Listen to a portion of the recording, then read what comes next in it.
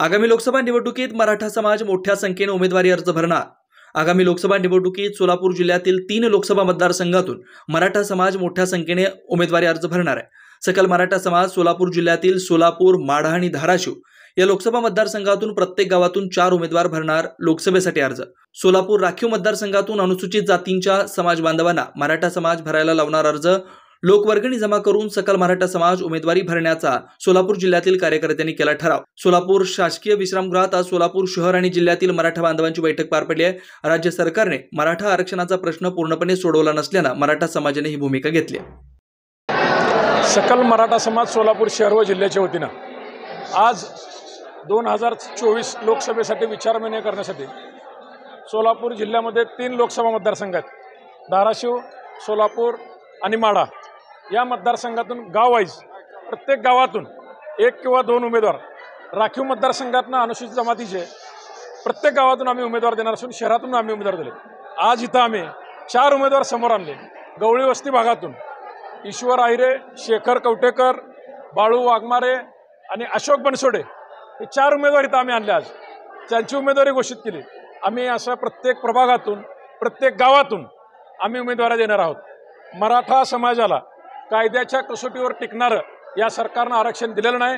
10% मध्ये आमची फसवणूक झाली। आज दिलेल्या 10% पोलीस भरतीला अडथळा आहे। शिक्षणात आत्ता नीटची एक्झाम आहे, त्यात तुम्ही 10% ठेवलेलं नाही।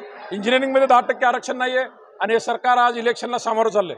या सरकारचा तीव्र धिक्कार, या प्रशासनाचा तीव्र धिक्कार म्हणून मोठ्या प्रमाणात लोकसभेला आम्ही उमेदवार आमच्या मराठा समाजाच्या वतीनं सोलापूर शहरातून, राखीव मतदारसंघातून, धाराशिव आणि माढा ओपन मतदारसंघातून गाववाईज लोकवर्गणी गोळा करून जो महाराष्ट्राचा पॅटर्न हा देशभर जाणार असून आज त्याच्या पुढे जाऊन सांगतो, वाराणसी मतदारसंघातून आमचे बांधव महादेव तळेकर आणि संदीप मांडवे हे वाराणसीतून फॉर्म भरणार आहेत। तुम्ही लोकसभेला सांगताय आमच्या ज्या पद्धतीने तुम्ही मराठा समाजाला वेड्यात काढलंय, ज्या पद्धतीने तुम्ही मराठा समाजाचा अपमान केलाय, तुम्ही गुलाल लावला वाशीला बोलून, तुम्हीच अधिसूचना काढली सगळ्या सोयरीची आणि हे सगळं आजच्या तारखेला बघायला गेलं तर तुम्ही आमचा घोर अपमान केला आणि त्याची परिणिती म्हणून मराठा समाज संघर्षाच्या पावित्र्यात येणाऱ्या लोकसभेला तुमच्या समोर उभा टाकलाय।